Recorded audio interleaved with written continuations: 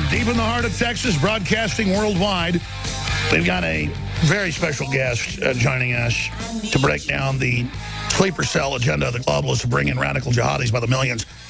That's coming up. But right now, let's go to Trump live in D.C. We're coming to you from Austin, Texas, but let's take you now live to D.C. with his foreign policy speech. Defeat terrorists and promote regional stability, not radical change.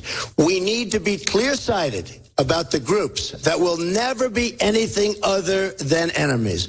And believe me, we have groups that no matter what you do, they will be the enemy. We have to be smart enough to recognize who those groups are, who those people are, and not help them. And we must only be generous to those that prove they are indeed our friends. Teleprompter free, folks. You're actually saying it. We desire to live peacefully and in friendship with Russia and China. We have serious differences with these two nations and must regard them with open eyes. But we are not bound to be adversaries. We should seek common ground based on shared interests. Russia, for instance, has also seen the horror of Islamic terrorism. I believe an easing of tensions and improved relations with Russia from a position of strength only is possible, absolutely possible. Common sense says this cycle, this horrible cycle of hostility must end and ideally will end soon. Good for both countries. Some say the Russians won't be reasonable. I intend to find out. If we can't make a deal under my administration, a deal that's great, not good, great for America, but also good for Russia, then we will quickly walk from the table. It's as simple as that.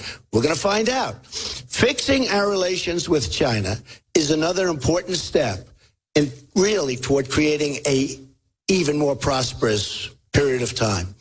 China respects strength.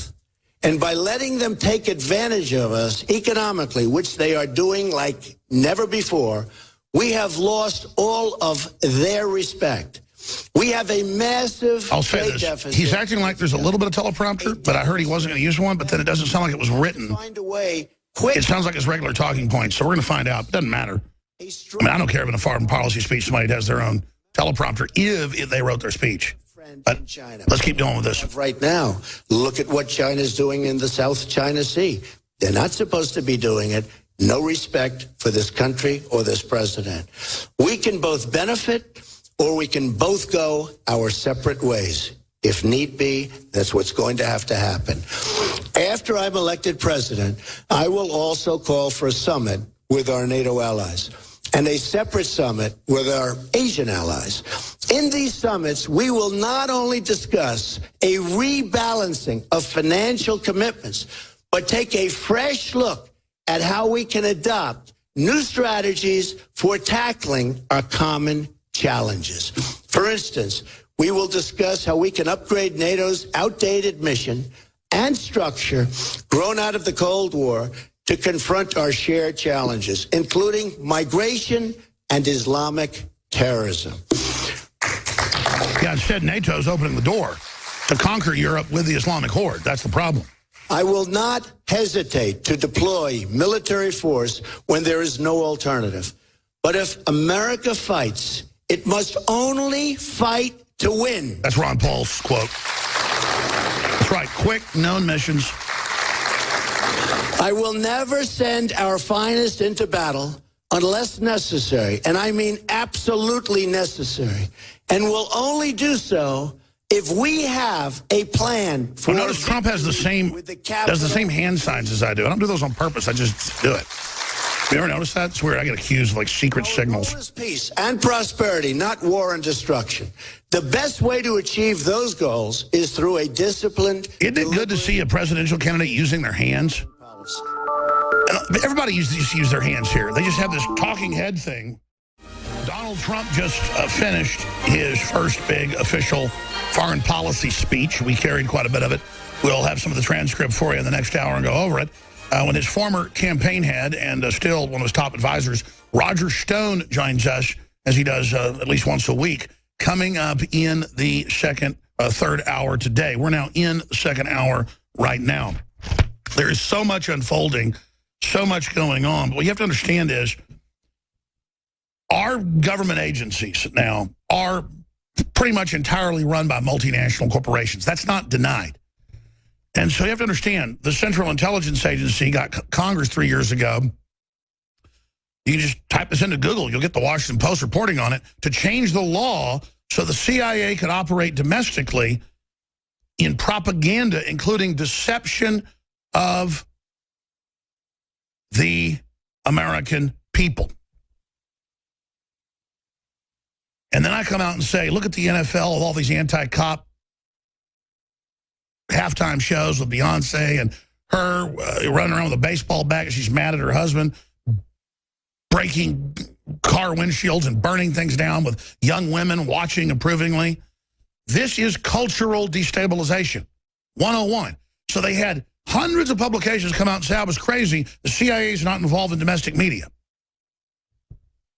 And then they had Stephen Colbert last night on Late Night, that he's taken over from David Letterman, come out and say, quote, this is all just in your face making fun of you folks, that he thinks Beyonce should be running the CIA, just randomly. Just threw that in there. We're going to play that clip later. This is how stupid they think you are. Now, we're about to go to our guest. Just wanted to preface it with that we see them telling us, oh, we have a delegate process. Votes have never counted. That's ridiculous. They're trying to sell you on the idea that delegates aren't supposed to represent the votes from their precinct. They've manufactured these super delegates out of thin air. They're trying to break our will, but it's not working. AP poll, Gallup polls, and others show between 6 and 8% approval for mainstream media, and it's only dropping. 6% last week in the AP poll. It was 8% a few months before that in Gallup. These people are less popular than scurvy on a ship or something. I mean, it is just amazing. These people are less popular than syphilis. But they sit up there and they just keep shoving lies, like Obama. I never said we wouldn't have boots on the ground in Syria. He said it 16 times. We played the clips. It's a new level of lies, and it's reached the Marie Antoinette level where they just say, let them eat cake. Why would they bring in the last 3 years 5 million people into Europe, 1 million just in the last 6 months or so, claim it was a few 100,000 here and there, and then suddenly, oh, it's been 2, 3, 4, 5 million, hundreds of thousands here, cover it up and say it's a few thousand.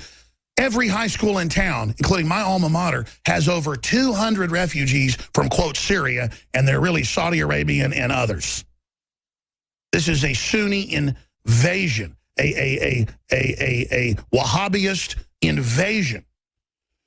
On record into Syria, then into Turkey, who opens up a conduit all the way through Europe with Merkel and Hollande and all the rest of them, and the Swedish prime minister saying, come to me, and kicking old people out of their government housing and moving them. This is all confirmed. We've had our reporters over there in no-go zones in Paris and in Brussels, Belgium, where they would go 10 miles in any direction, and Muslims would just run out going, get out of here, screaming at them in French or English or Arabic. And Biggs has been in a lot of combat. He heard him in Arabic saying, get out of here, infidel, infidel. He's got infidel on his arm, tattooed. Freaking out on them. And then they go on TV and say there's no-go zones in the U.S. or in England or in this is what's going on. Why would the establishment open a conduit up for the last 3 years, bring them in, let them come in? Judicial Watch got more documents. We went down there and found the mosque on the Texas border, that they've got sleeper cells coming over. We know this is going on. So the question is, why would our governments be doing this at a level where upwards of 80% they admit with the passports are military-age men? A lot of them brag on their Facebook and Twitters, hey, German ladies, I'm here. Here I was in combat in the Free Syrian Army, a year ago. Why would you do that? It is a giant sleeper cell invasion. And I had the founder of Oathkeeper, Stuart Rhodes, on a few weeks ago, and he said, you need to get Matt Bracken on. He really knows what he's talking about. You should go read his articles. And I did read them, and just they're amazing. In fact, I want to start reposting them on Infowars.com and of course, linking to his site if he'd be gracious enough for us to do that, because it's very, very important. Tet Take 2, Islam's 2016 European Offensive, and he's the author of Enemies Foreign and Domestic and a well-known advocate for Second Amendment rights. The following guest essay by Bracken is also being published at Western Rifle Shooters Association. And he's also written another article dealing with burning down the House in 2016. He sees war in the near future before a new president takes office. We're going to look at that coming up as well. But enemiesforeignanddomestic.com, enemiesforeignanddomestic.com, and I'm not going to go over his whole bio. You can go there and see it, but a long career in the Navy SEALs, going back into the 1980s, Beirut, you name it, just all over the world, Panama Canal, it goes on and on, what he's seen. So he's actually been there, done that, witnessed how people infiltrate, both from the side of an infiltrator, someone trying to find the infiltrators, and he has really written some detailed breakdowns of what's happening. He's a self-described freedom supporter, a constitutionalist who believes in original intent of the founding fathers of our country. He lives with his family in North Florida. So, Matt, thanks for coming on.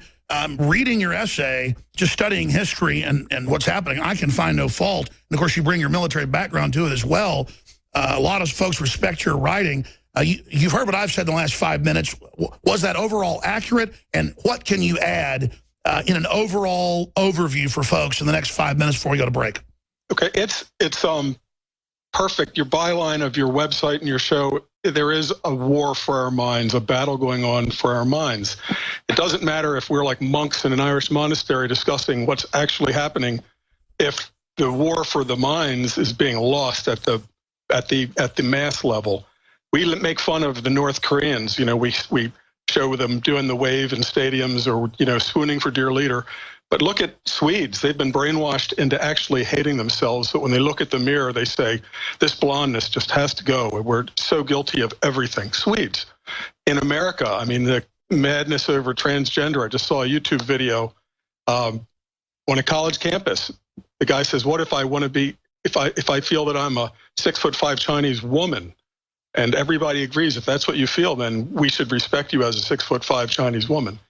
So that you can see how much work we have to do. I mean, the fact that after a century of communism, 100 million to 200 million killed under the various socialist banners, you have the young generation supporting this retread Bernie Sanders, who honeymooned in Nicaragua and Soviet Union, Nicaragua during a revolutionary phase. I think this is an extremely dangerous time. I think that 2016 is like a 1916. Or 1787 or 1788. Another key turning, another key point in the pendulum. So a crossroads. A big crossroads. We're going to have the big Marxist breakout, especially, for example, if let's say Trump wins, there's no kinetic event like an assassination. All of these can happen. Massive riots like Watts, Ferguson, Baltimore, constantly. Imagine Cleveland on fire during the convention with armored personnel carriers all the way around the Beltway. We see Beyonce and MTV priming the pump, and that's got to be a directive from on top. Absolutely. That's the narrative. So this is the war for the minds. And in Germany, they actually have a new word. I think it's Lügenpresse, but it means liar press. So they refer to that, the mainstream media, and I would include almost everything that you can turn on your cable channel is more or less controlled media. They don't get out of certain boundaries. If anything says anywhere peripherally that this could be a conspiracy theory, they absolutely won't touch it. Oh, there's total scripting. There's total scripting. Conspiracies to come off. Exactly, total scripting. So please continue, Matt. Well, I think that the biggest danger, we're going to have riots in this country, but in Europe, we're going to have an outbreak of Beslan, the Paris attacks, Brussels attacks. Something very significant happened during the Brussels attacks. And you have to understand that a government, a big organization has to have a communication structure. It's not like one brain. It has, many individuals. So you have to put a lot of credence in such things as the security levels. They went from their maximum security level 4 back down to 3 within like 24 hours or 48 hours, while terrorists were still on the loose because they were absolutely wiped out. Everybody worked the maximum of overtime. They were exhausted. They can't do it. They have to go home and sleep. Europe has no bench. I think the German army is like 50,000 troops, and they are unionized, and they won't work over 40